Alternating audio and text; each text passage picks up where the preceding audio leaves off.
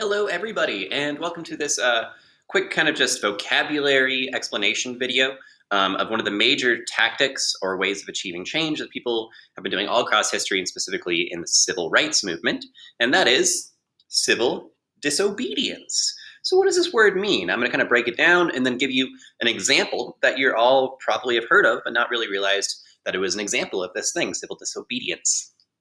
So the first word here is civil. You might have heard this before, like what, civil rights, civilization. So really what civil just means is like people and society, laws, kind of those like institutions and systems that create society, civilizations, citizens, it's all kind of linked. But then we've got this word disobedience. You've probably heard of it before. It's based around the word obedience, which means to obey or do what somebody tells you. But disobedience means to not listen, to kind of not do what you're told. And what this is really, in a simple term, people choosing to break the laws for a specific reason.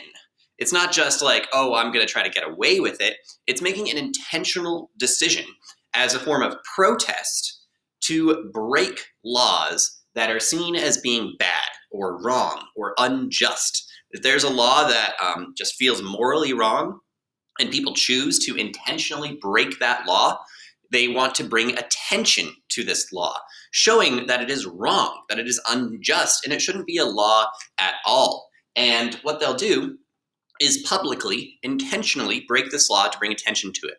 And the example that you've probably all heard of is Rosa Parks and her choice to engage in civil disobedience by breaking the laws of segregation.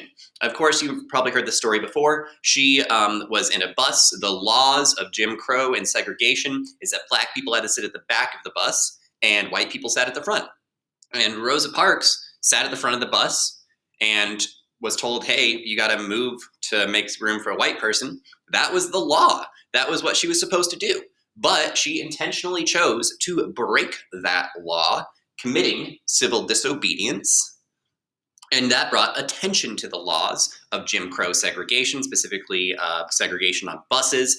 And it was because of this act of civil disobedience that it brought attention to these laws and it achieved its purpose, its goal, to break the law, to show that law is wrong in the first place. It shouldn't exist, and it's a wrong or unjust law. So that's the point of civil disobedience. People still do that today, and it's still a very large protest tactic to intentionally choose to break laws to bring attention to them. So that is civil disobedience, one of the most major tactics towards achieving change in the civil rights movement and in protest movements today.